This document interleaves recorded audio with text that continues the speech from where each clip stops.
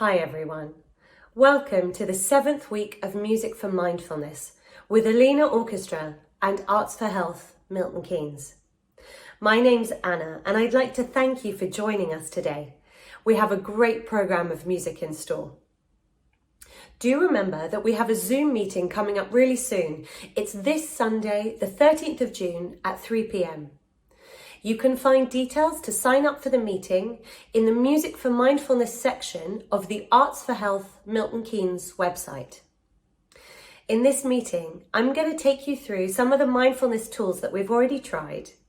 I'm going to present you with some new ideas, and I'm really eager to hear from you. Which of our mindfulness tools have you found most helpful? Have you discovered perhaps some new favourite pieces of music? Either way, I look forward to seeing you there. In our mindfulness session today, we're going to return to a theme that we started last week, and that's the body. It's easy to think when it comes to mindfulness that it's a question of sitting really still and concentrating on how our mind is working. But actually, mindfulness can be rather a state of being. You can just as easily brush your teeth mindfully as you can meditate mindfully. So we're going to explore that today with some mindful movement. As always, if anything I'm suggesting doesn't feel comfortable to you, you can always just sit back, find a comfortable position and watch our video, just feeling how the breath moves in and out of the body. But if you feel happy to, I'd love you to come with me.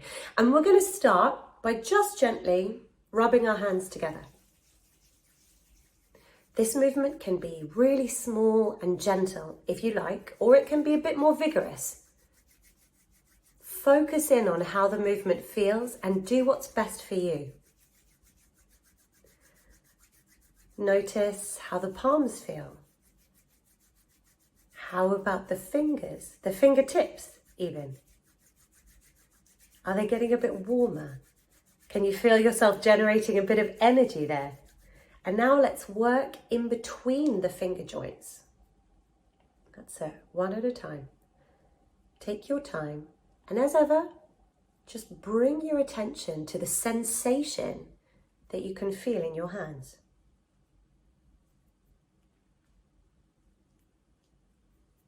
Good, really well done.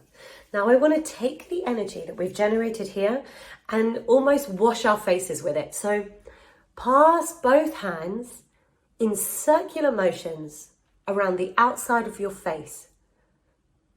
You might work up into the hair, you might pass by the ears, but whatever you choose, notice how it feels. Good. Now we're going to get a little bit more specific using our fingertips and pass them across the forehead. So just tapping gently, alternating the fingertips right across the forehead. Well done. Focus in on that sensation. Notice where you feel it and how. Would you like a little more pressure? Perhaps a little bit less. Focus in on your body and do what's best for you. Now allow that movement to pass along the cheekbones. Good. Take it down under the nose perhaps. This one always gets a bit tickly for me. Good. Along the jawline, all the way to the chin.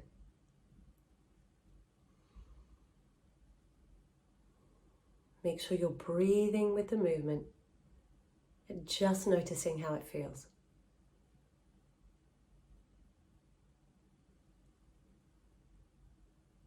Good. Let that movement come to rest for a second. And notice how you feel. I don't know about you, but I'm not often very aware of my cheekbones, but it can feel really nice to touch base with a different part of the body.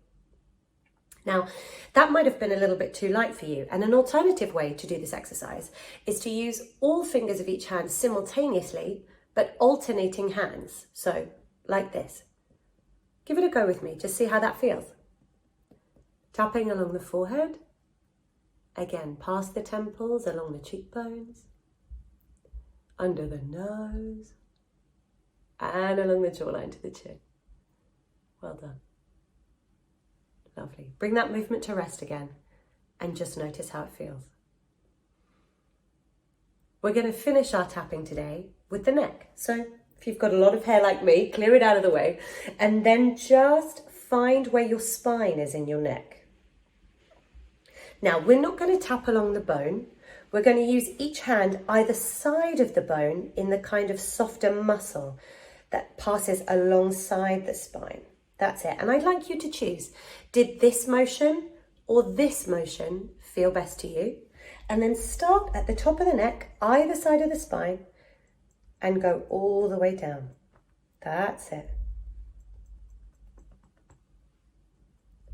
Again, take a moment to notice how this feels.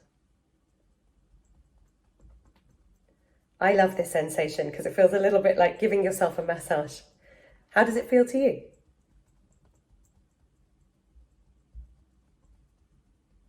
Lovely. When you've had enough, bring that movement to a close. Just come back to that comfortable seated position and notice how you feel. With all of these exercises, it's so important to listen to the body. Is this a good feeling in your body? Does it make you feel a bit uncomfortable?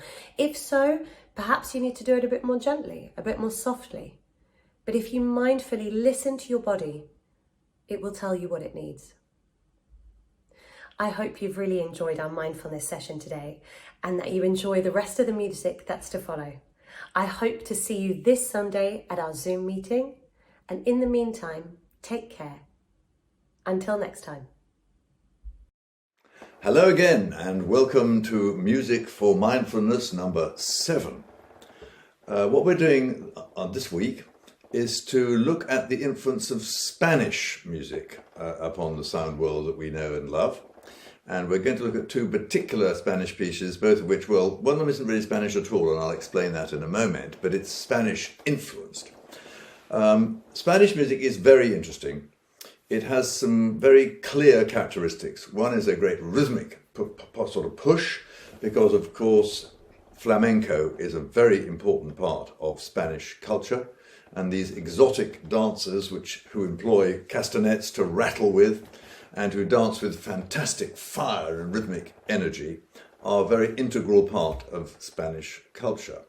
But more surprising perhaps is that Spanish music very often uses a scale which is not used very much by any other country. I spoke earlier in the series about modes. Some scales are minor, some scales are major, and some are neither, because they don't have the exact pattern of notes between tones and semitones that major and minor scales have. And Spanish music is very often in a mode called the Phrygian mode. I don't think we know much about whether the Phrygians really used it or not, but the Spanish certainly do, and it's very unusual because it starts with a half step between the first note and the second. Not the much more usual. So major scale, first step is whole, second step is whole. Minor scale, first step is whole, second's a half. And that changes the emotional load of the music, as I've said before, but we can all recognize those. Major.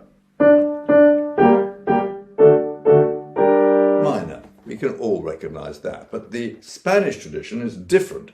You have a half step between the very first and second notes, which leads you to kind of ole, which is something you will have recognized from Spanish films and Spanish music for many, many years. Now, these pieces we're going to play today come in that tradition, and you will hear some examples of that mode being used, not all the time, but some of it, and you'll also hear this same rhythmic energy. But the first piece is our soloist for this week, who is Sally Pryce, Alina's harp player. And she's recorded a very interesting piece, which is in fact by a Welsh composer 20th century composer who was born in 1934, died as it happens in 1992, called William Mathias. Now, William Mathias is famous for three things. One, being a child prodigy. He wrote his first pieces when he was 5. Secondly, he was professor of music at the University of Wales and did a great deal to build up Welsh compositional traditions and to encourage Welsh musicians.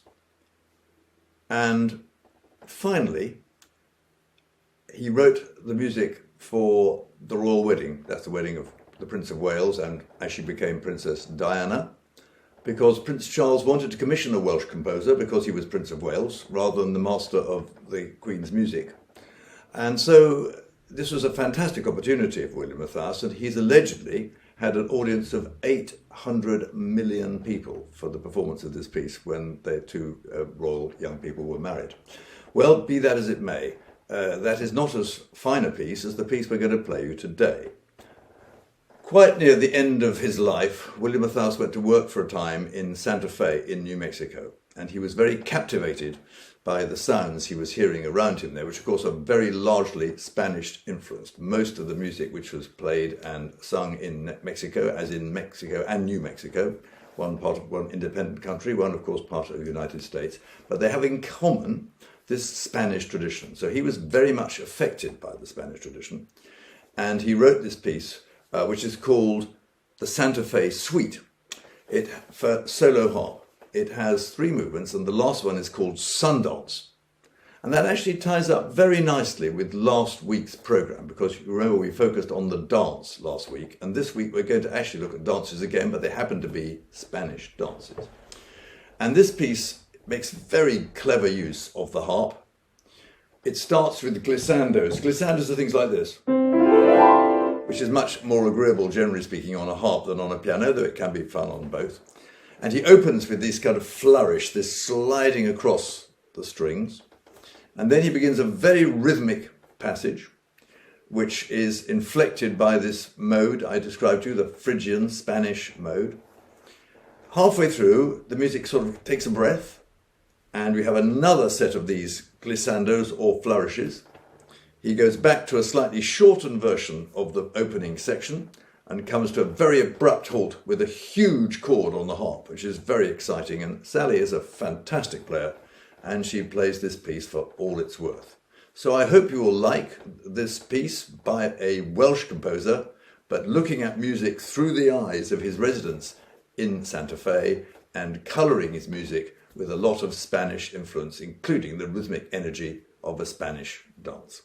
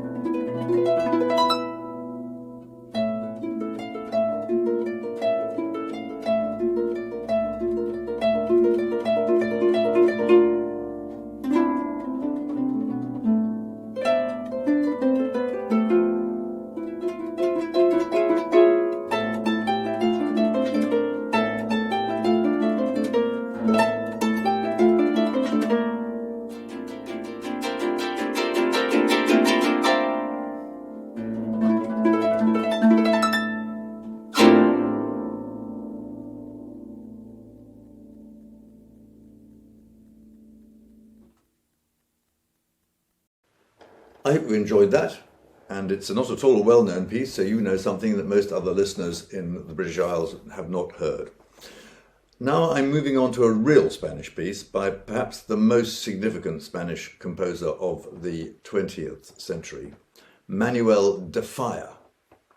Manuel de Falla was perhaps the first really great orchestral Spanish composer, and this is a piece for orchestra that we're going to play you.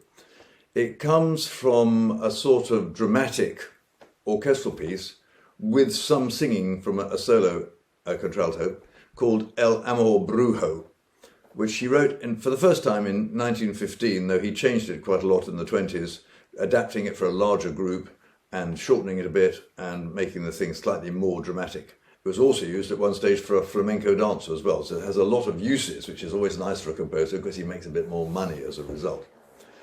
El Amor Brujo means love the magician, but it's not a very agreeable magician. It's more the kind of witchcraft magician, which one doesn't always want to get involved in too much.